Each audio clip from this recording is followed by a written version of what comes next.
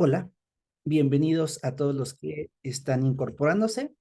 Esta sesión, pues como les comentaba, es para abordar la fase práctica del ECOE, que actualmente muchos de ustedes la van a abordar desde el examen de avance académico número 3, que se realiza al terminar cuarto año. Esta sesión, pues estará grabada, quedará disponible en el canal de YouTube de Síntesis, que bueno, les platico, Síntesis es un colectivo médico que creamos hace bastantes años, el cual está diseñado a crear algunas ofertas educativas hacia el ámbito clínico, ya que es algo que pues, está un poco profundizado, por decirlo de alguna forma. Entonces, por ahí tenemos cursos varios. Si a alguno de ustedes les interesa, más a rato les pongo el link sobre el curso preinternado, que es el próximo que lanzaremos y que tal vez a alguno les interese. Pero pues de entrada, hoy venimos a platicar sobre el EAA3 y lo vamos a poner así, pero la verdad es que son muchas cosas más. Este examen, ustedes ya lo han vivido, pero de esta forma, porque pues no les tocó la visión presencial. Me parece que todavía les tocó la parte en línea. Y este examen de avance académico, pues, que ustedes sepan, está hecho en estaciones. ¿Qué significa ECOE? Es una evaluación objetiva estructurada, bueno, clínica objetiva estructurada. Esto lo único que implica es que se estandarizan casos clínicos para presentarlos en forma de estaciones. Esto hace que ustedes van a vivir varios escenarios en un día de evaluación. Ya todos ustedes tienen su día asignado y pues en este día ustedes van a tener que vivir 5 estaciones. Estas 5 estaciones cuentan con 12 minutos para abordar cada una de estas estaciones y pues cada una tiene diferentes objetivos, diferentes alcances y lo que quieren ver en ustedes. ¿Por qué quiero dar esta sesión o por qué me interesó platicarles de esta sesión? Porque los EAA son la oportunidad perfecta para sentirse cómodos y empezar a practicar lo que va a ser su examen profesional. El examen profesional en su fase práctica, ustedes sabrán que tiene dos opciones, ECOE o ante paciente real. Si ustedes deciden hacerlo mediante ECOE, van a hacer exactamente lo mismo que en un EAA, lo único es que se agrega la nota médica.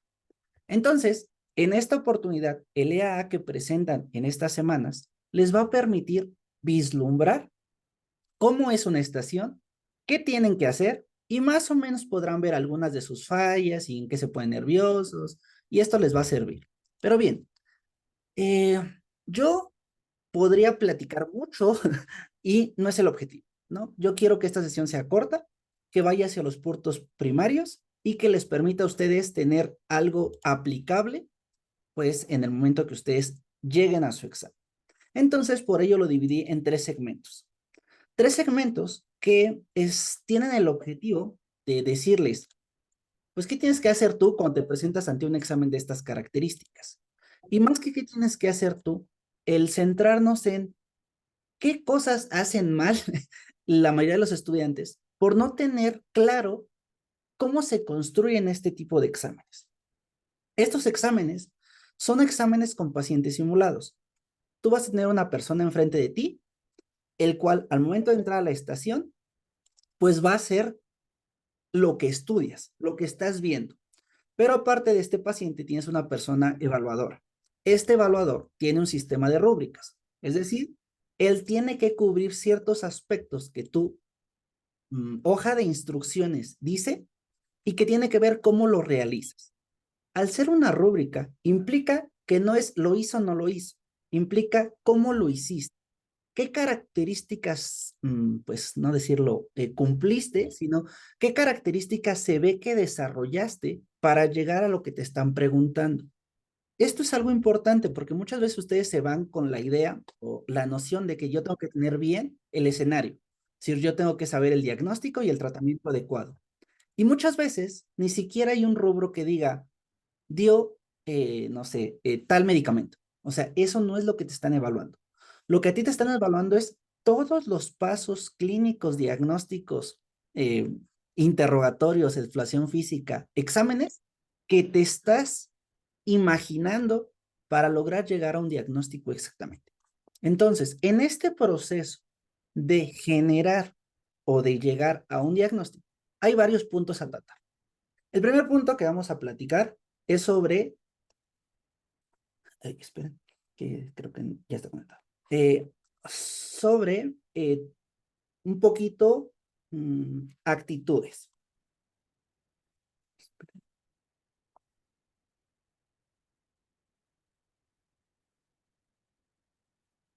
Tú estás siendo evaluado ya prácticamente en el ejercicio profesional. Tú tienes un paciente enfrente, por lo cual hay varios criterios importantes en este trato directo con una persona. Tal vez el respeto, pues es lo de menos, porque esperaría que a estas alturas, pues todos traten con respeto a la persona que tienen enfrente. Más bien, el que ustedes entiendan que ese paciente, independientemente que sea simulado,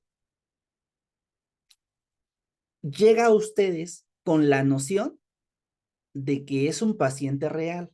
O sea, realmente todos los que son contratados para ser pacientes se creen el escenario y están muy seguros que lo que les duele está ahí. Que ustedes divaguen en otras cosas los desespera. Que ustedes no les pregunten lo que ellos saben que les deben preguntar, les saca focos rojos. Entonces, ese paciente que ustedes están viendo tiene que sentirse escuchado, tiene que sentirse visto y ustedes lo más importante con respecto a el desarrollo con su paciente va a ser cómo le explican al paciente las cosas. Esto es una forma muy sencilla de llevar cada escenario, al pensar que yo le voy a hacer al evaluador explícito todo lo que estoy pensando y procesando a partir de explicárselo a mi paciente. ¿A qué voy con ello? Si ustedes tienen un paciente con diabetes, ya hicieron su ficha de identificación, ya hicieron su interrogatorio por todos y sistemas, ya hicieron todos los antecedentes necesarios, ya hicieron una exploración física y en ese momento ustedes empiezan a hacer laboratorios. Pero para todo ello, el paciente sigue sin saber qué tiene. Ustedes han hecho en su mente la visión de seguramente es diabetes. Entonces piden una química sanguínea o piden hemoglobina glicosilada y llegan a un diagnóstico. Ahí se están perdiendo todo lo anterior. Entonces, señor, usted tiene de antecedentes esto de importancia. Usted encontramos que lo que está sintiendo en este momento se puede deber a una enfermedad que ahorita le voy a explicar. Por ello, es necesario pedirle algunos estudios. Esos estudios me van a permitir saber A, B y C. Entonces, tú le estás explicando al evaluador por qué pediste cada cosa, qué te sirve cada cosa y cómo te está llevando tu diagnóstico cada cosa. Y lo estás haciendo a través de platicárselo a tu paciente. Entonces, ustedes vean a su paciente como la oportunidad de comentarle el orden lógico que está siguiendo su cerebro ante ello. Entonces, siempre existe en todos los exámenes una hoja de instructivos y ese instructivo viene como por partes. Parte uno, tienes que hacer una adecuada interrogación. Parte 2, una exploración física que va a ser dirigida. ¿Qué quiere decir eso? Que ustedes no lo exploran. Ustedes le platican al elevador qué están encontrando. Me gustaría explorarle cuello. Del cuello quiero ver la inspección de cuello. Quiero hacer palpación de estas cosas en cuello. Quiero hacer una auscultación a nivel de arteria tal. El evaluador, si considera que hay algo importante ahí, se los dirá. Si no, dejará que ustedes sigan en su proceso.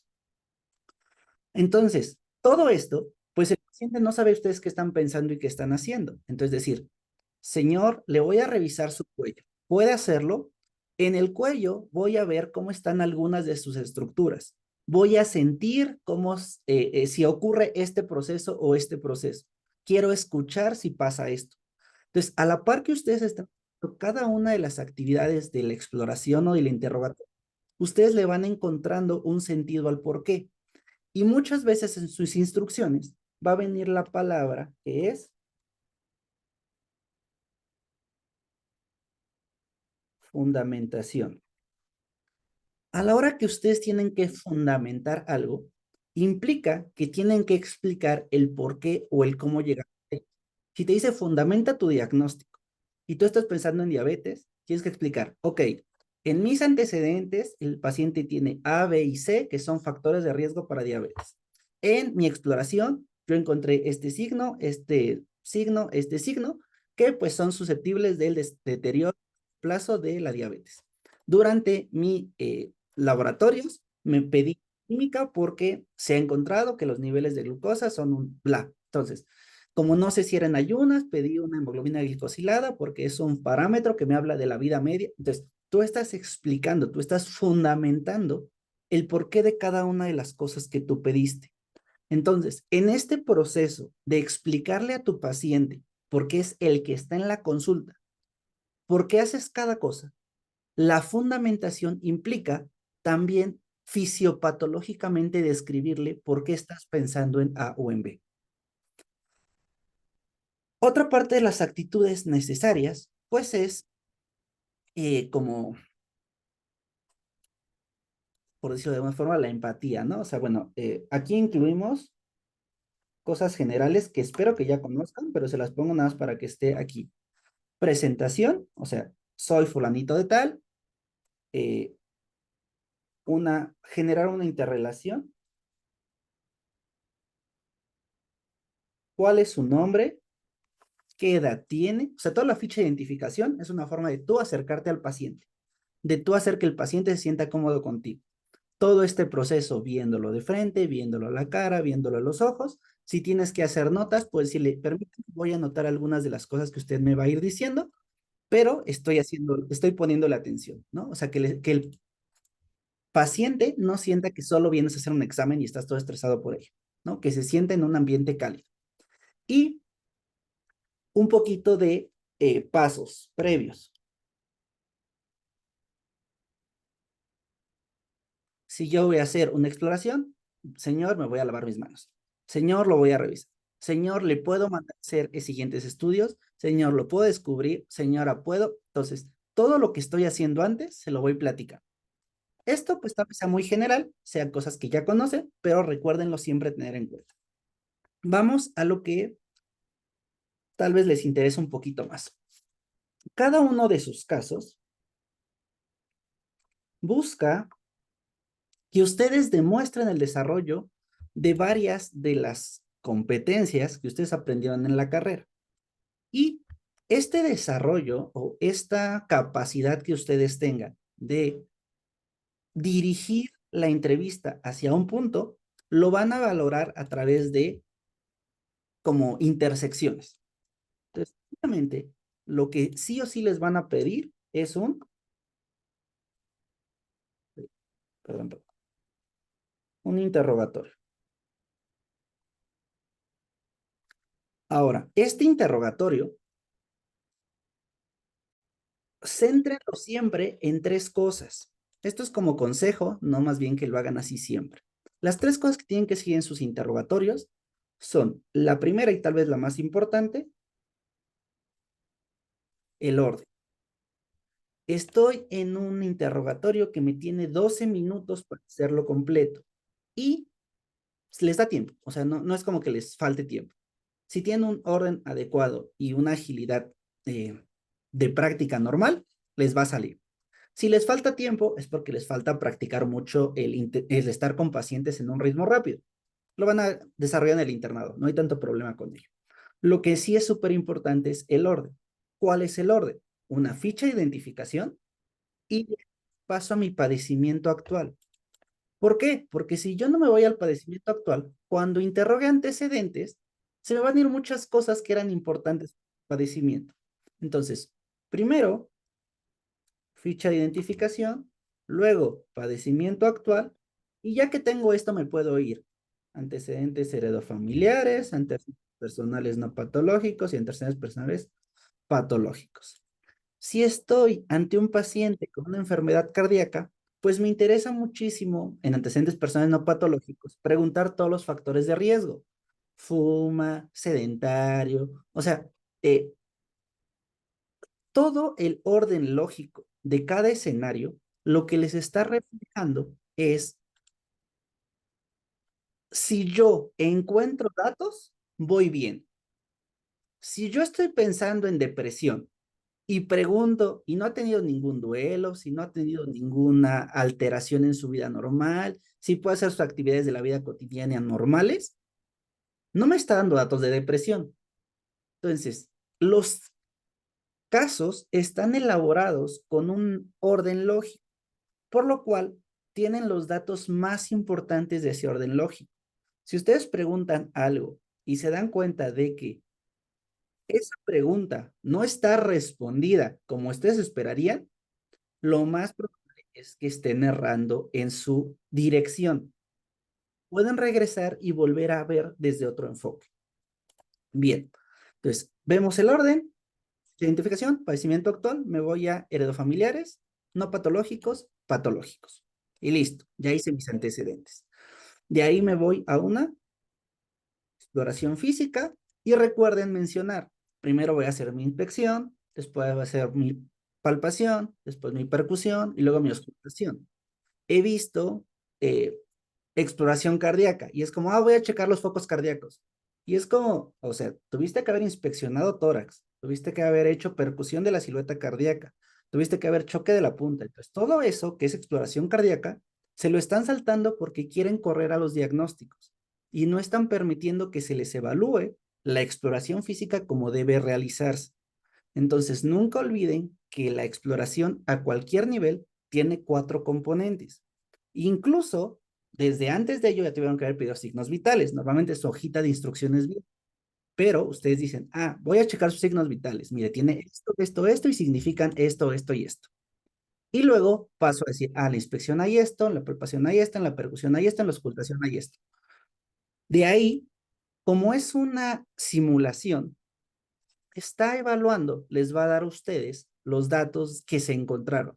Ok, en la exploración usted encontró esto, esto y esto, y con eso se guía. Listo, tienen un orden. Lo siguiente que tenemos que pensar en el interrogatorio son mis datos duros, es decir, aquellos datos que me permiten integrar un diagnóstico, me permiten integrar un pronóstico y me permiten darle hasta cierto punto después un seguimiento. ¿Y por qué les digo esto? Porque muchas veces cuando estamos platicando con el paciente, no sé usar GoodNote 6, la verdad, y me sale esa línea roja que no sé qué significa. Eh, Entonces, estos datos de diagnóstico, pronóstico o seguimiento es aquello que a mí me está permitiendo decir, es esto. Y entonces, cuando yo tenga que explicar más adelante lo que yo pude encontrar, es decir, yo integré el diagnóstico de gastroenteritis infecciosa. ¿Por qué? Bueno, porque en el interrogatorio tenía hábitos alimenticios inadecuados, que el día de antier tuvo una alimentación en la calle que estaba rica en tal cosa, y posterior a ello encontré fiebre, ¿no? Entonces, todo lo que yo voy encontrando que me sirve para el diagnóstico, lo debo guardar en mi mente porque es lo que me va a permitir la parte de fundamentación, ¿sí? Déjenme respondo en el chat. Eh,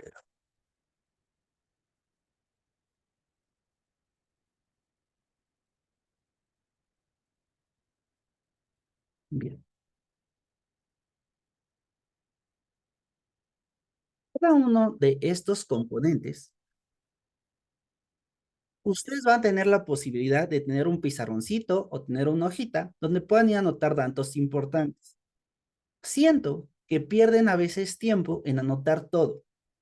Es decir, si estoy preguntando ficha de identificación, estoy en padecimiento actual.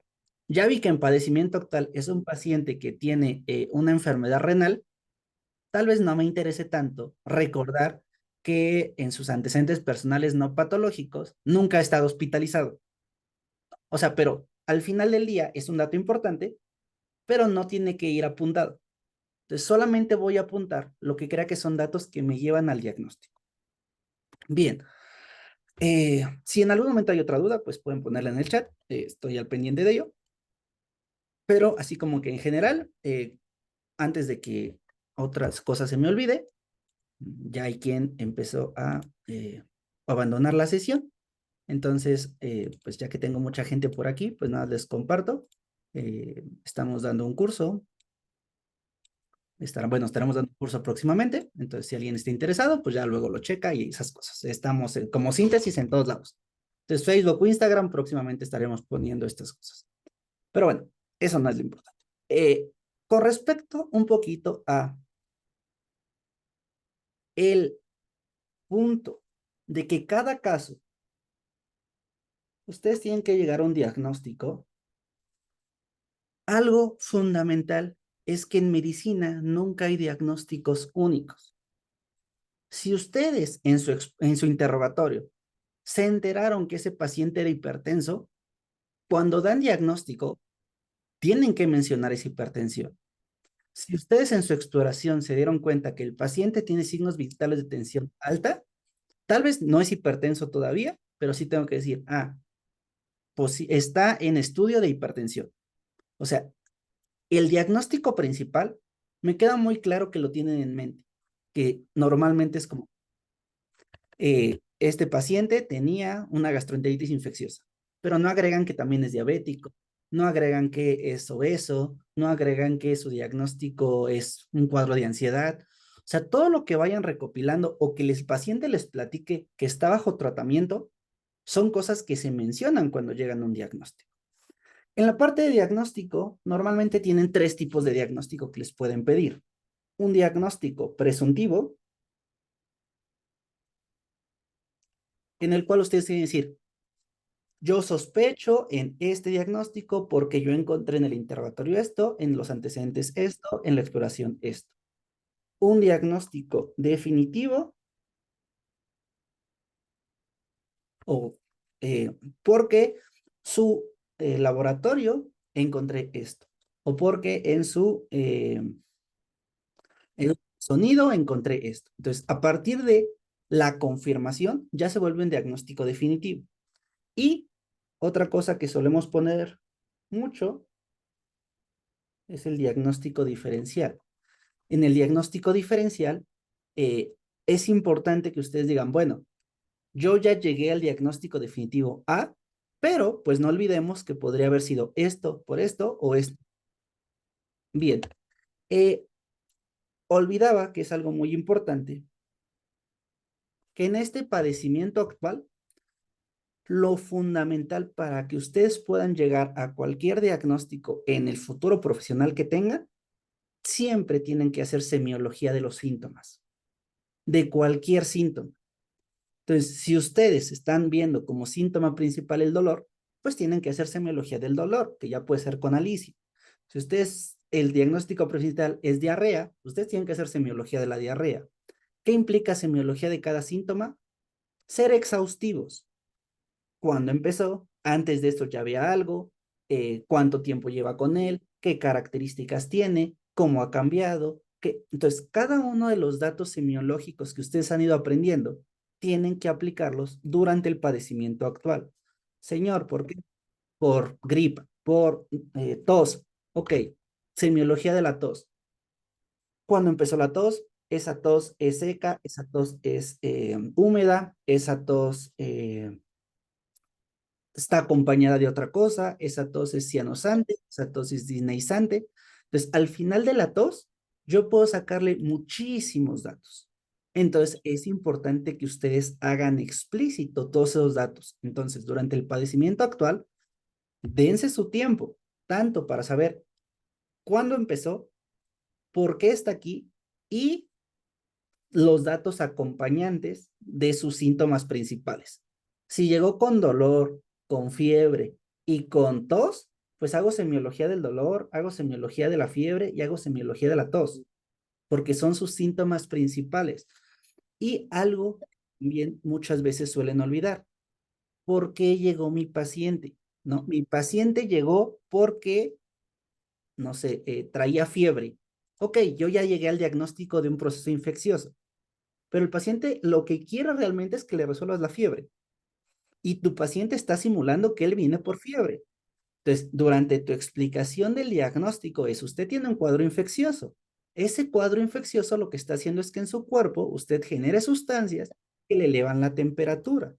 En su tratamiento, lo que vamos a hacer es darle un medicamento para que esa temperatura se regularice mientras utilizamos un antibiótico que va a permitirnos eliminar al microorganismo. Entonces, ¿se dieron cuenta? Yo cubrí mi diagnóstico principal, pero le hice atención a lo que el paciente se quejaba cuando llegó. Entonces, pongan atención en sus pacientes, ¿no? Pero bueno, ¿qué habla con el diagnóstico diferencial? Hay que decir cuáles son y por qué podrían ser, ¿no? Si llega mi paciente con un cuadro de tos, pues digo, ok, en el interrogatorio pregunto si está vacunado. Y si no está vacunado, pues tengo o COVID o influenza, porque me están llevando hacia allá. Si yo sé que es un cuadro de cierta temporalidad, bueno, digo, esto es influenza. Si es un cuadro de cierta temporalidad que perdió el olfato, pues es COVID, ¿no? Entonces ya sé a partir de ello hacia qué diagnóstico voy.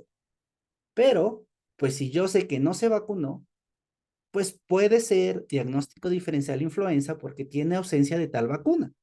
Y por ende, en mi seguimiento, yo le voy a decir, señor, es importante que vaya a su centro de salud y se pueda vacunar, ¿no? Entonces se dan cuenta que todo va ligado. Tienen que llevar un orden y una lógica en cada uno de los pasos. Ya me estoy cansando. Va. ¿Qué otra cosa hay que tener consciente en los casos? Laboratorio, gabinete.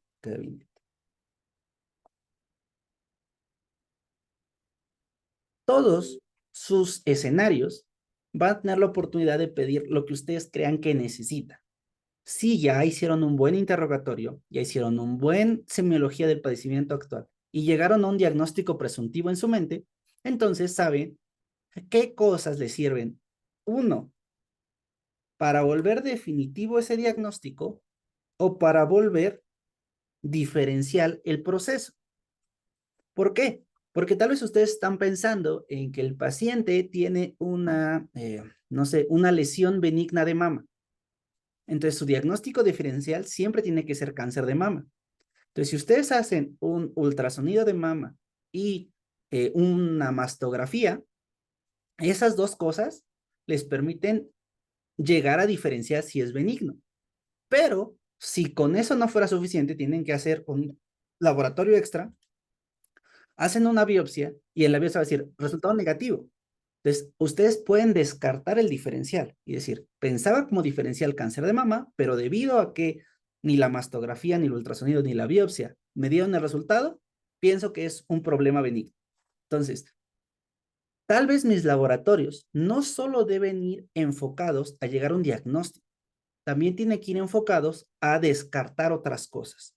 Entonces, si yo estoy pensando en un proceso gastrointestinal por un parásito, pues tal vez también tengo que pensar en un problema por una bacteria. Entonces tengo que hacer un cultivo y tengo que hacer un coproparasitoscópico, ¿no? Son dos cosas que hago a mi estudio de heces, pero que me dan resultados diferentes. Y si yo pido un cultivo y me dicen no hay cultivo, pues ya puedo decir no es algo bacteriano, porque el mismo caso me está diciendo que no va hacia allá, porque no hay datos que me lleven hacia allá. Si fuera bacteriano y yo pido un cultivo, me van a dar un cultivo. Entonces, mi orden lógico va bien. No sé si esa parte más o menos les hace sentido, que cuando se construye un caso, ese caso no puedes meterle muchas variables. Tienes que meterle las variables adecuadas para llegar a un diagnóstico rápido. Bien, entonces, estos laboratorios y gabinetes siempre tienen que ir enfocados tanto al llegar al definitivo como descartar los diferenciales. Bien, bien. Entonces, del caso espero que no haya, bueno, si hay dudas, luego me avisan. Entonces, ya llevamos cómo es mi actitud, cómo me presento. Ahí es importante que ya tengan un speech, o sea, decir, ok, yo soy fulanito de tal, hoy voy a estar tal cosa, bla, bla. Eh, y dentro de lo que vamos a hacer hoy. Entonces ya tienen ustedes una idea y pueden practicar cómo se presentarían y cómo sería el inicio de su interrogatorio. ¿no? Le voy a preguntar algunas cosas. Señor, hola, mi nombre es tal, voy a ser el médico que está a cargo de su caso. Deme un minuto en lo que leo lo que me trajo a enfermería, que son sus instrucciones, y ahorita iniciamos con su atención. Y ya se toman un minuto para leer las instrucciones. Este es el tercer punto.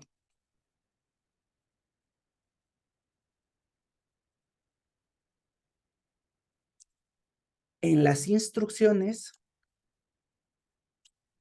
eh, muchas veces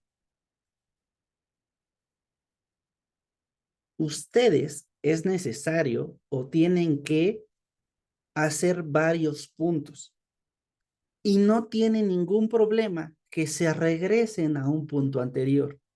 Solamente tienen que encontrar el momento.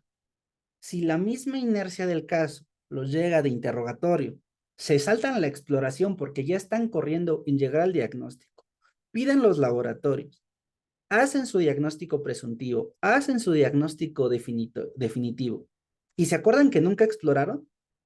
Bueno, pero antes de que le mande medicamento, déjeme pasar a la mesa de exploración y vamos a revisar algunas cosas.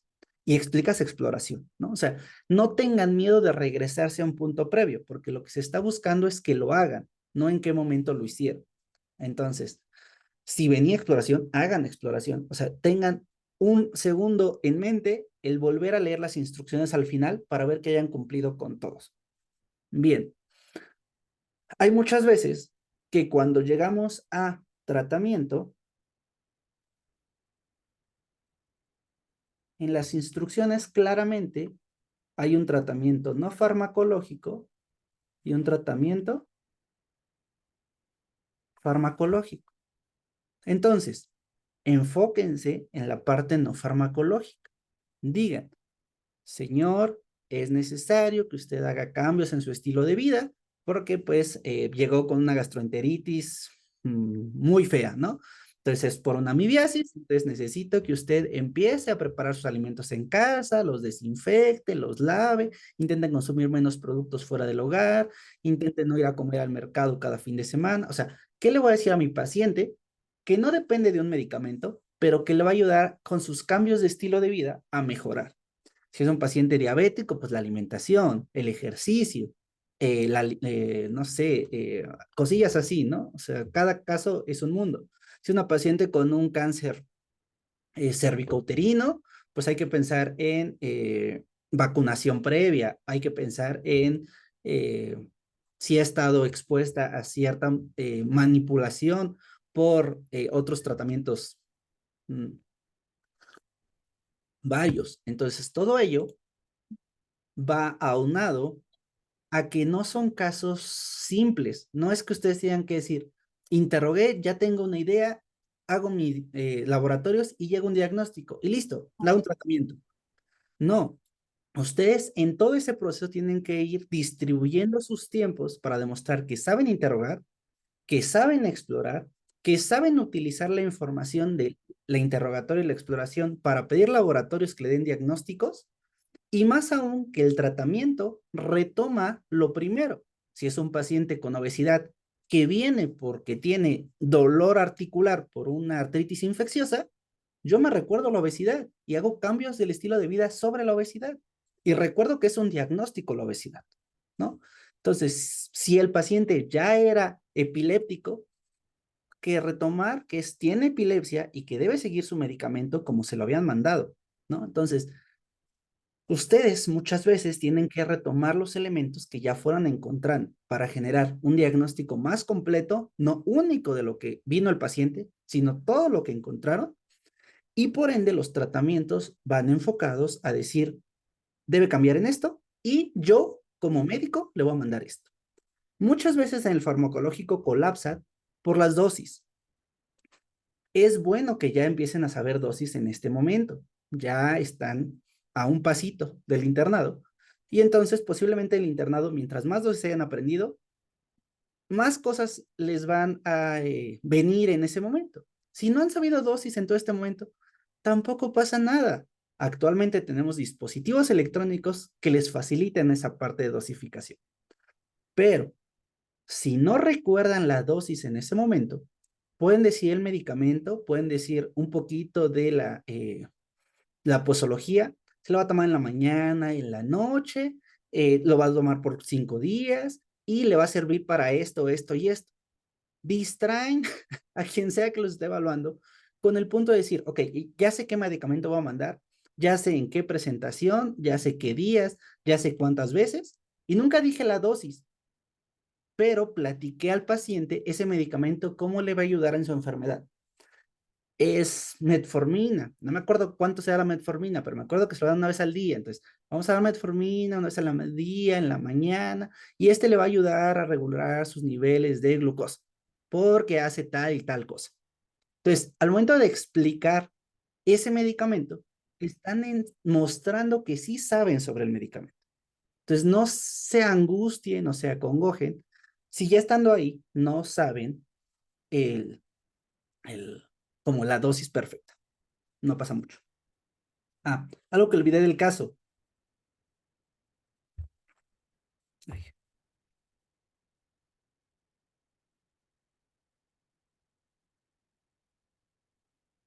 sus instrucciones siempre les van a decir dónde están. Bueno, no siempre. O sea, si no les dice, asuman que están en un médico familiar, en un consultorio. Entonces, si es una urgencia, una tromboembolia pulmonar, pues ahí no lo van a resolver, tienen que derivar. Si es un traumatismo craneoencefálico con un glaulo muy bajo, tienen que mandarlo a urgencias, ¿no? O sea, hay cosas que ustedes no van a poder manejar según el dónde están haciendo. Pero si le dicen, está en un servicio de urgencias, en ese momento sí pueden hacer más cosas. Ok, estoy en un servicio de urgencias, tengo a la mano hablarle al ortopedista, tengo a la mano ver si tengo una unidad coronaria, tengo a la mano saber si, entonces, según dónde les dicen que están ubicados, a qué tienen disposición. Si no tienen disposición, tampoco colapsen por ello, van a referir, todo en medicina referir, entonces decir, vamos a hacer esto en este momento, estoy ante un paciente que llegó conmigo por una ruptura neurosmática, no puedo hacer nada, pero pues vamos a intentar controlar su tensión arterial con esto, vamos a intentar disminuir sus molestias con esto y lo voy a derivar inmediatamente a un servicio de segundo nivel, tercer nivel, para que lo atienda tal. Pero yo le explico al paciente qué está pasando y yo hago explícito a dónde lo voy a mandar, porque sé que no puedo resolverlo. Eso para cualquier escenario. ¿Sí? Ahora, regresando a las instrucciones. Otra cosa común es, ¿y por qué tiene eso? Señor, usted tiene un problema coronario porque la grasa que consume tapó su arteria. Como está tapada, el oxígeno llega menos y cuando hay menos oxígeno es cuando le duele. Usted, sus neuronas están muy exaltadas y entonces hay focos que hay mucha actividad neuronal y por eso tiene convulsiones. Muy brevemente, muy someramente y muy general. Cualquier estudiante tenga la capacidad de entender qué está pasando. Entonces, bueno, de esa parte, pues espero que no haya muchas dudas. Y siempre eh, vamos a tener como competencia de un médico general promoción de la salud. Tal vez ustedes ya acabaron de hablar de su tratamiento, les quedan 5 minutos, nunca pierdan la oportunidad de dar recomendaciones. Oiga, señora, usted está en un embarazo de 25 semanas y sus fechas, sus citas de control he visto que son irregulares. Entonces, es necesario que usted cita con ginecología a regularizar sus consultas prenatales. Es necesario que usted se vacune contra la influenza y contra el tétanos porque ya tiene más de 66 años, bueno, 65.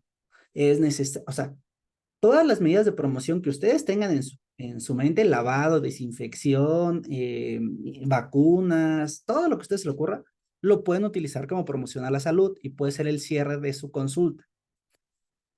Es raro que ustedes les hablen del pronóstico, les pidan que ustedes digan cómo le ver al paciente, porque eso es un poco más difícil tanto de platicar con el paciente como de ustedes entender. Entonces, es común que no se meta tanto en eso el proceso. Pero con ello, ustedes ya tienen una visión muy global de qué tendrían que hacer. Cuidar su relación médico-paciente, poner atención en los orden lógico y en cada dato que van encontrando al momento de hacer un caso y retomar las instrucciones cuando los vean conveniente. Esto implica volver a leer qué me decía que tenía que hacer o volver a, pues no sé, mm, a explicarle al paciente. Y dentro de esta explicación, no olviden preguntar dudas.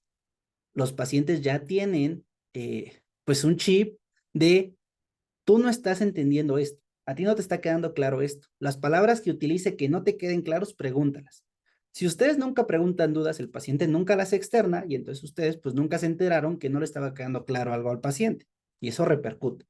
Entonces, hagan, donse el tiempo de cuando acaben de platicar de sus diagnósticos, señor, ¿le queda alguna duda de qué le dije que tiene o de cómo se siente? Ah, sí, me preocupa esto. Ah, bueno, si le preocupa esto, nosotros vamos a hacer esto, esto y esto para aliviar eso.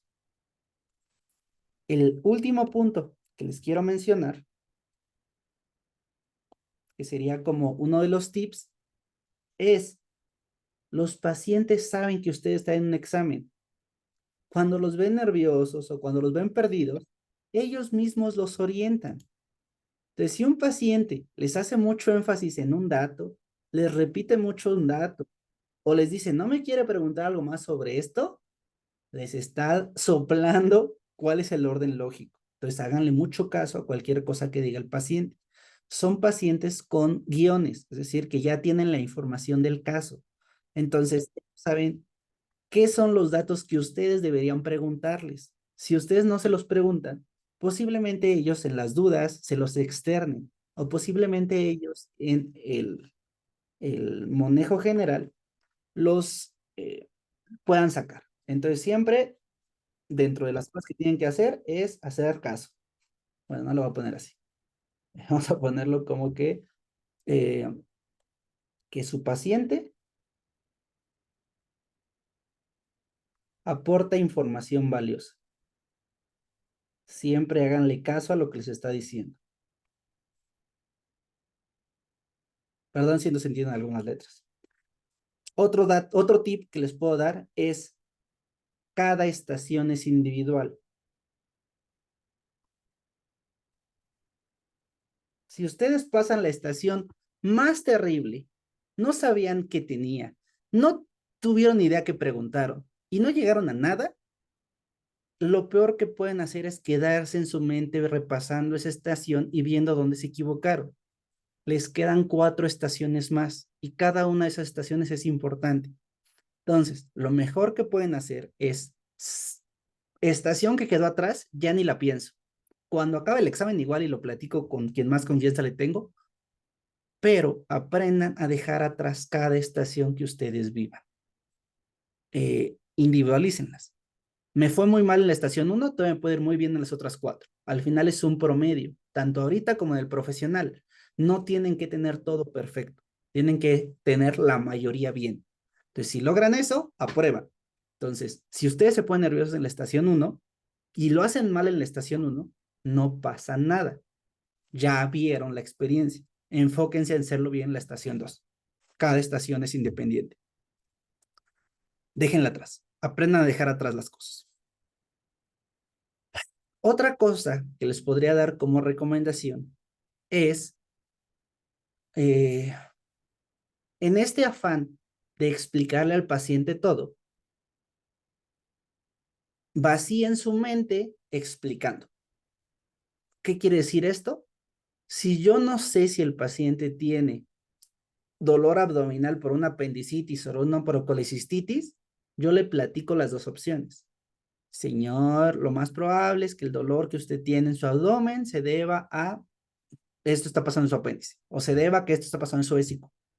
Entonces, cuando pasen el apéndice, pues los factores más frecuentes son estos. O sea, tú vas repasando en tu mente el tema y se lo vas escupiendo, o sea, no escupas, pero o sea, lo vas repasando. Y en ese momento al paciente le queda más claro lo que quieres decir y tú tienes el tiempo de recordar hacia dónde te va a ir tu línea de pensamiento. Entonces, esto implica que cada idea la externen y la expliquen.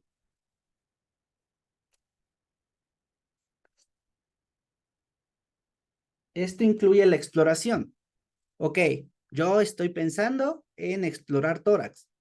Me gustaría explorar la inspección general del tórax, me interesa el color y me interesa si hay cambios en tal parte. Palpación, quiero ver cómo está el murmullo vesicular, los movimientos de ampliación y amplexación de mi paciente. Percusión, yo quiero ver si hay claro pulmonar porque estoy sospechando de un cuadro de neumonía en derecho, entonces quiero ver las bases pulmonares. Yo quiero escuchar cómo están los murmullos vesiculares y cómo está el todo, o si hay algún ruido agregado. Entonces yo estoy explicando lo que estoy haciendo, el evaluador entiende qué quiero hacer y a la par el paciente le queda más claro mi proceso. Entonces todo esto es un poquito de lo que tienen que ir dominando y entendiendo a la hora de hacer un examen. Recuerden, fundamentación implica que van a utilizar todo lo que tuvieron para explicar el diagnóstico. Los laboratorios son un apoyo, nunca brinquen exploración, interrogatorio antes de laboratorios. Lo peor que pueden hacer para estos exámenes es preguntarle al de antes qué vino. ¿Por qué? Porque el de antes tal vez no entendió lo que tenía que hacer. Entonces ustedes ya llegan con un diagnóstico y ¿qué creen que hace su mente automáticamente? Trae cáncer de colon. Voy a preguntar si ha tenido obstrucción y diarrea. Voy a preguntar una colonoscopía. Encuentro que en la colonoscopía hay cáncer. Llega el diagnóstico de cáncer. Ya la hice. Y perdieron todos los pasos que platicamos. Ya está mal mi interrogatorio porque no me metí en antecedentes familiares, no vi antecedentes personales patológicos, no vi su alimentación, no vi su padecimiento actual porque ya sabía que tenía, entonces pues no me importó mucho ver semiología de los síntomas. No vi su exploración, ni siquiera lo exploré porque ya sabía qué era, entonces me salté al laboratorio, bueno, al gabinete, y la tomografía pues ya me dio, pero no pregunté qué otra cosa podría hacer. No hice un ultrasonido, no hice una placa de tórax, o sea, entonces el que ustedes sepan el diagnóstico les hace más daño, porque se centra su mente en ese diagnóstico. Esto es para expandir su mente y ver las posibilidades y a través de interrogatorio, exploración y labs, llegar a lo más probable. Entonces, si ese orden lógico lo pierden por saber cuál era el caso, se enfrentan a un problema. Entonces, yo les diría, ni siquiera pregunten qué vino en el turno anterior, de entrada. Pero bueno, ya eso es cada quien, ¿no? Ya ustedes saben cómo lo viven.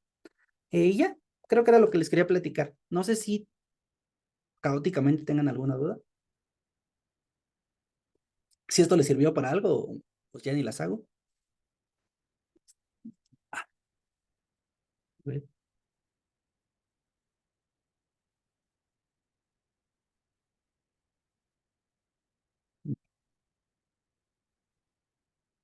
Doctor, hola, estaba escribiendo, pero estaba un poquito lento con el celular, entonces no sé si le puedo preguntar así directamente mejor. Sí, échale, échale.